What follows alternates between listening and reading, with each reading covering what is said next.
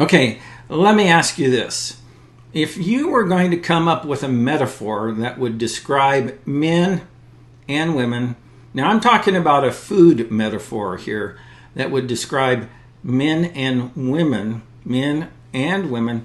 what would the metaphor be that you would use? Well, how about this one? Men are like waffles and women are like spaghetti. So, I mean, I don't know if that would be the one I would choose or not. I know the one that my wife would choose. She'd say that women are like chocolate and men are probably like peanut butter. I don't know for sure. So, but nevertheless, is that that we have with us today the authors of this best-selling book, and we're going to be talking about these metaphors in just a moment. I'm Kerry Decker, your host, and this is 4 Habits to Transform Your Marriage. We'll be right back.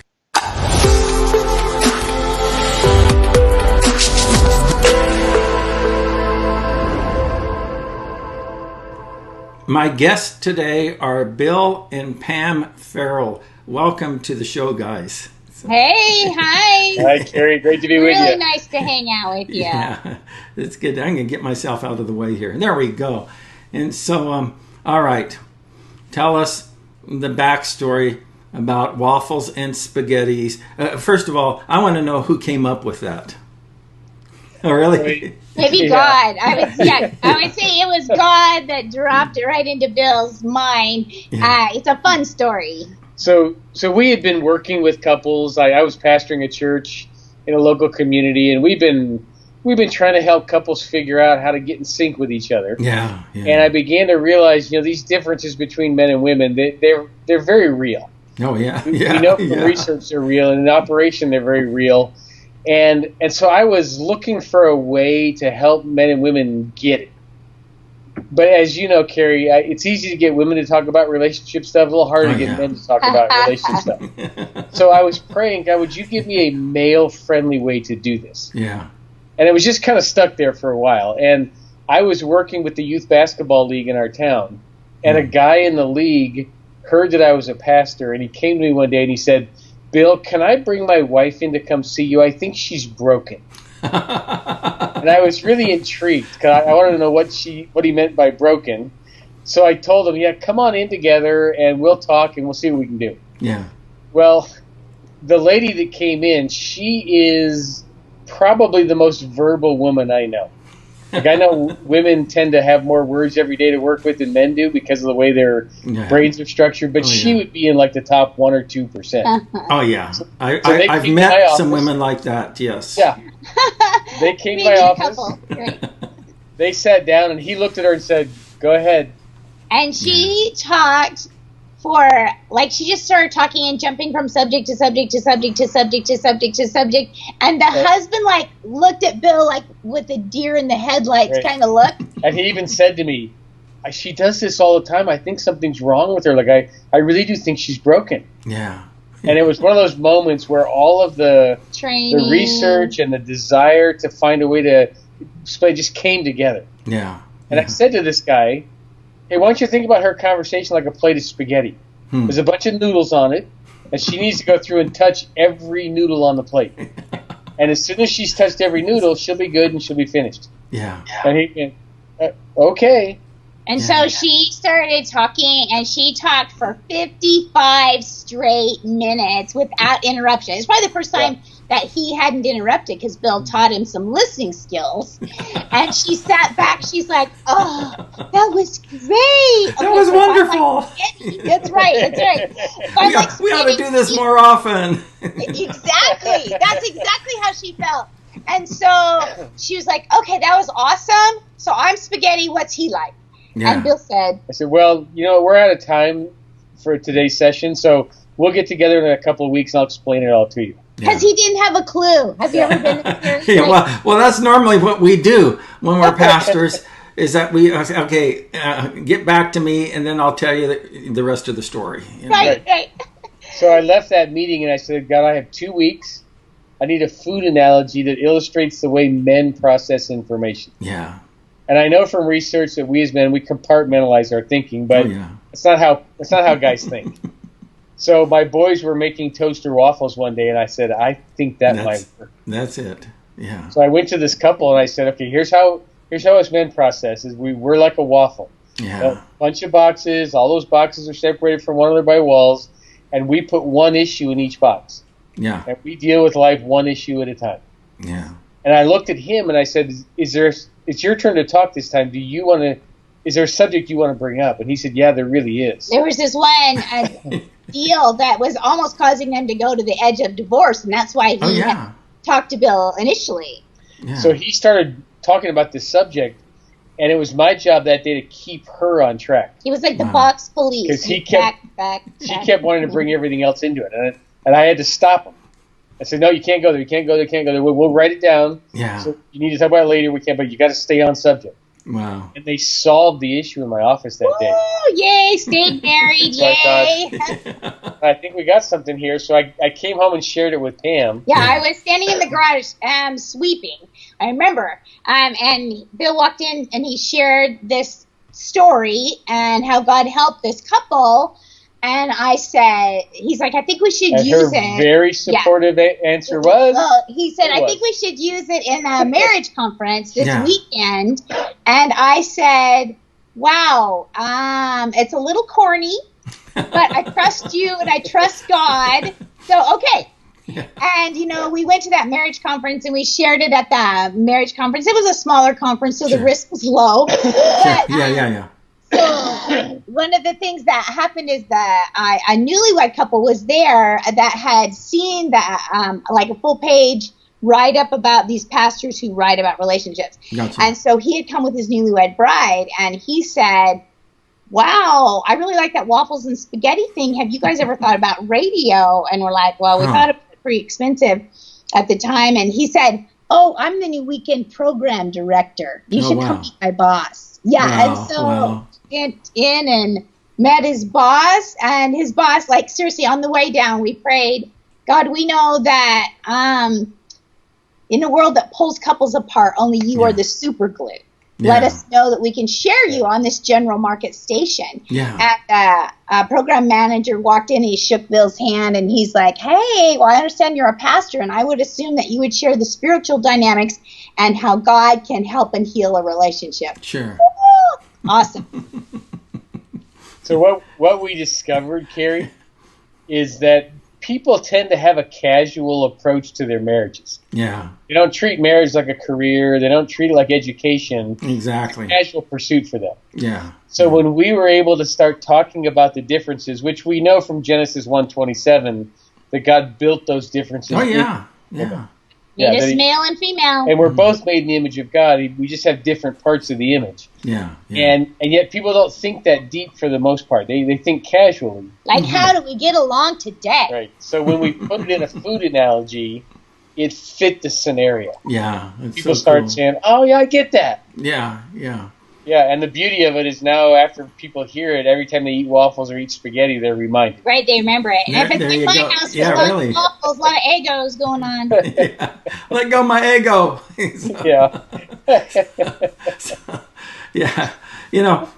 Bill, you said something that triggered a thought in my head.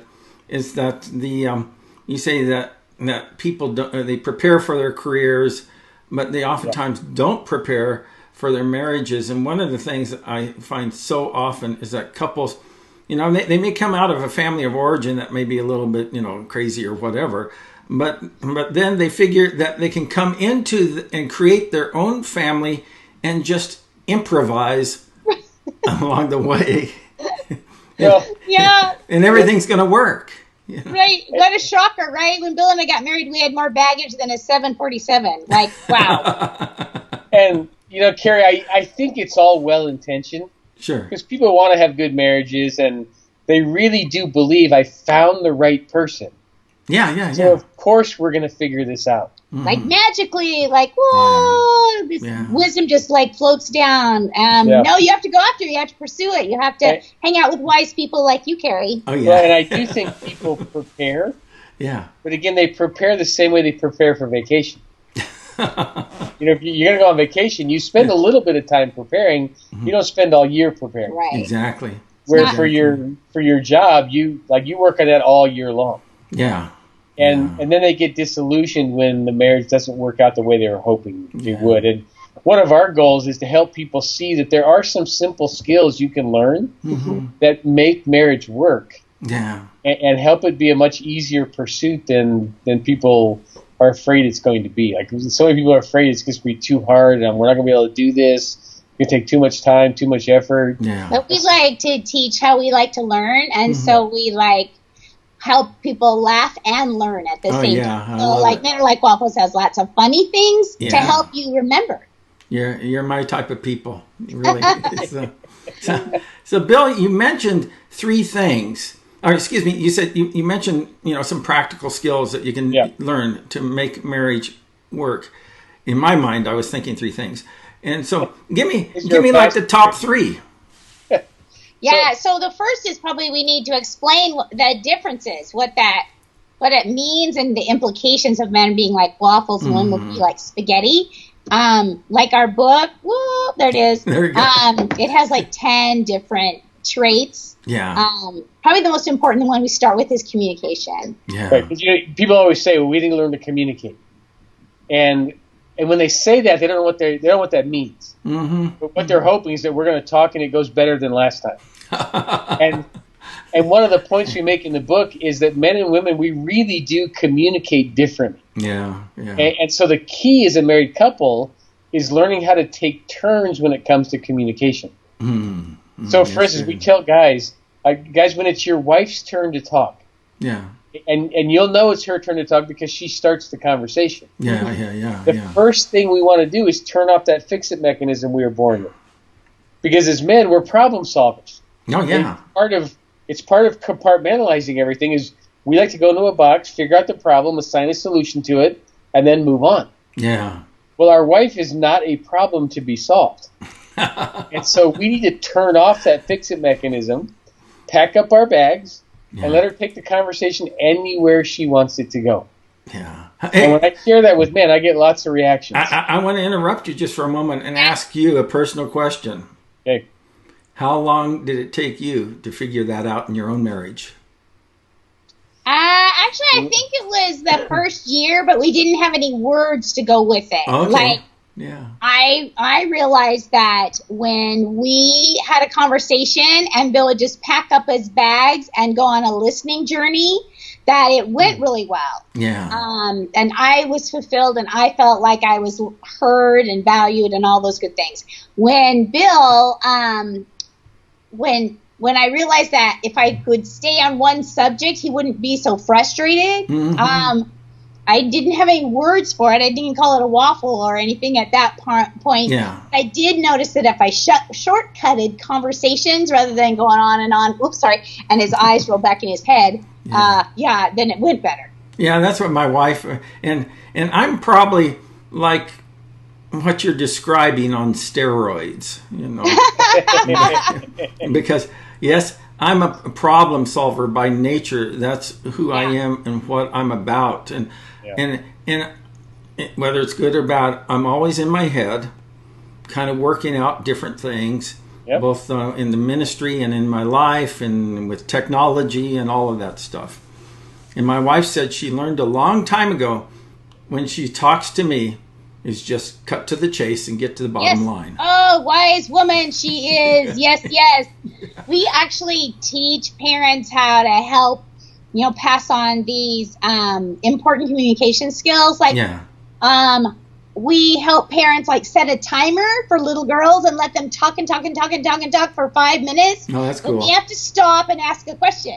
Where the boys, I raised 3 boys, and so I would kick a soccer ball and I would ask a question, and before they could kick the soccer ball back, they had to answer it and ask me a question so they could, conversation. And using a soccer ball was a motivation for them. So, we don't typically think about training our kids to have these marriage skills, but it's really vital because we are so different. Yeah, that's for sure. So communication is one area where this shows up. And by the way, I could talk to you guys all day about this stuff,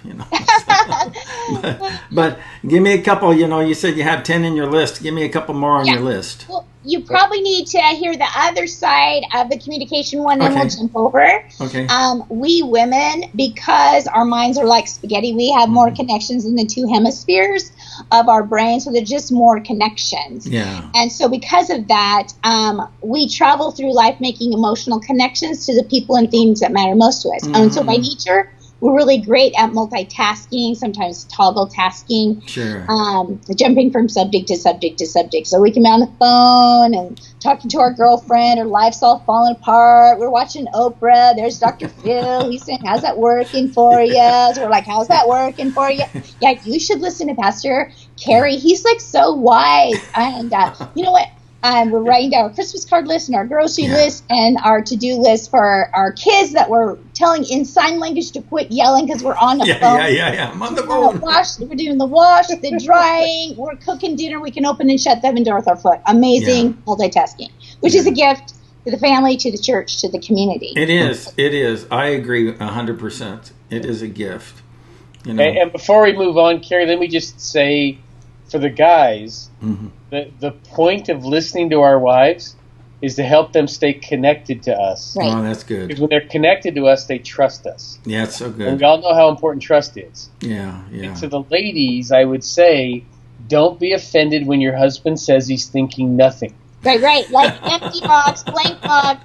Because men really do have a box that has nothing in it. Yeah. And we as men park in that blank box, and we love going there. Yeah, really. Yeah, it's a great break in the action, and women don't tend to believe that we think nothing. Yeah. Really can't. My wife, my sister-in-law came down for about 10 days here recently, and it's just kind of like a thing to behold when my wife is with her sister and how those guys communicate. I could never ever do that. It's something I could never do. And I'm just a guy who just has a few words, and I keep it simple. It's okay. Oftentimes I get tangled up. You talk about spaghetti. I get tangled up in my brain. And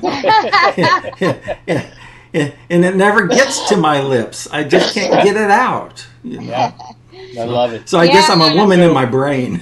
So the second really critical area where men and women process differently is when it comes to stress. Right. Because we all know stress is a part of life. Oh, yeah.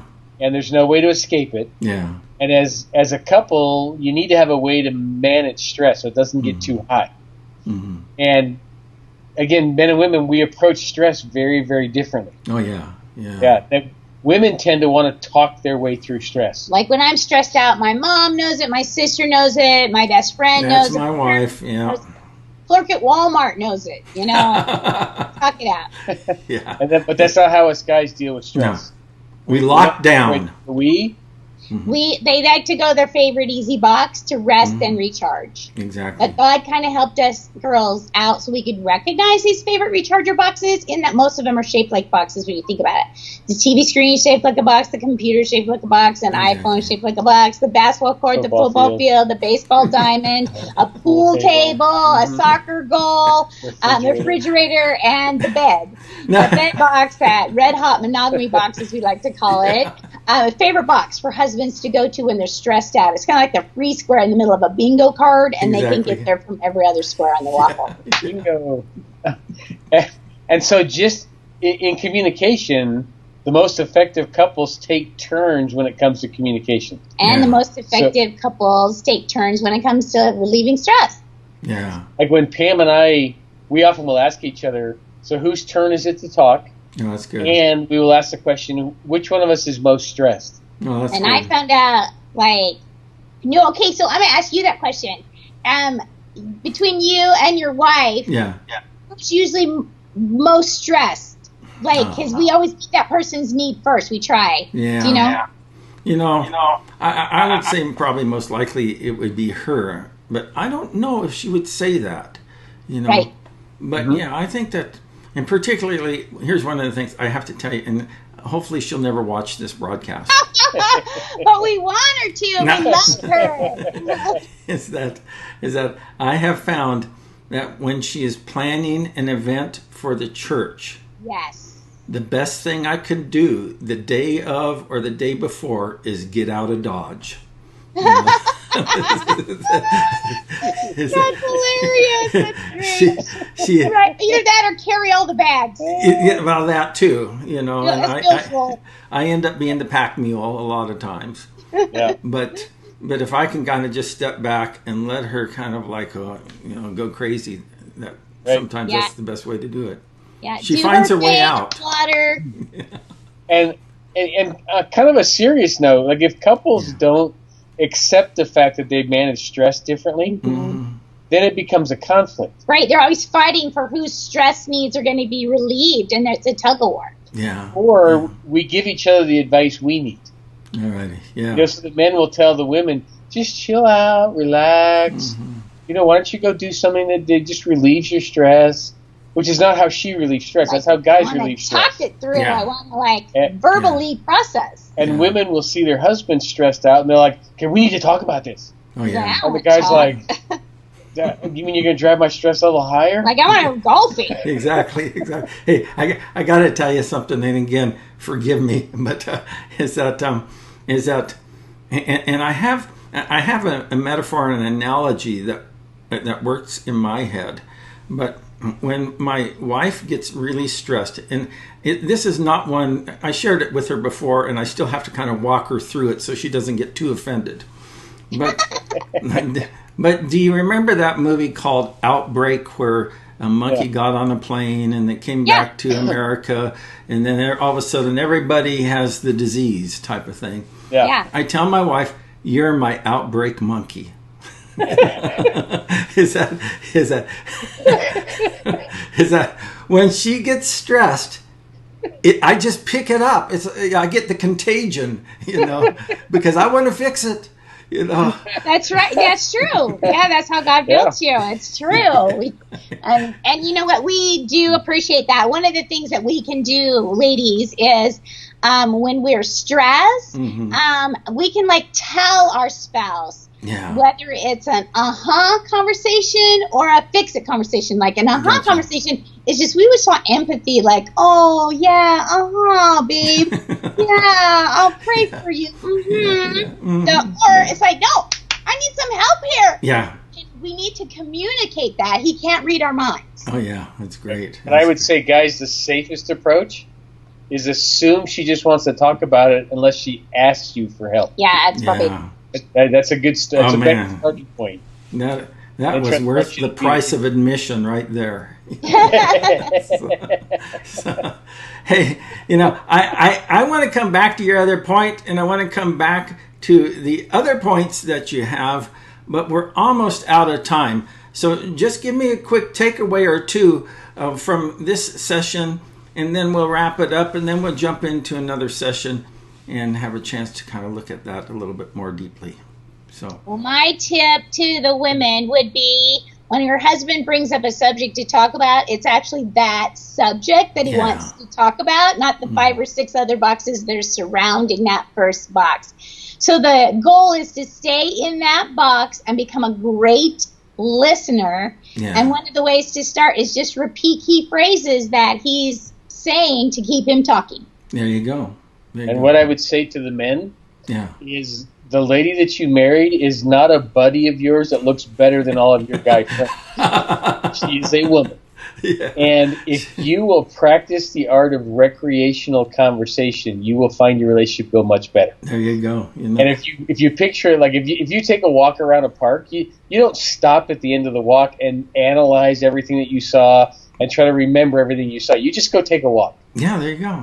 And verbally, women love to do that. Yeah. But men don't tend to learn that growing up. So if you can learn the art of recreational conversation, it'll be a mystery to you why the relationship's going better, but the relationship will go better. Yeah. I grew up in a home with 3 boys. You say that you have 3 boys, yes, right? We have. Yeah. And it was, I can't remember how long it was into my ministry that all of a sudden it just really dawned on me, is that this planet is inhabited by an alien life form,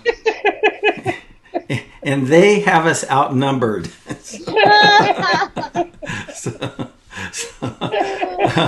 Hey, man, I love talking to you guys, and I look forward to our next session. So there's just plenty of great content here at 4 Habits to Transform Your Marriage. And so catch Bill and Pam's next session and learn some of those other gems that you can take away to help build a stronger marriage for yourself. I'm Carrie Decker. I'll see you next time.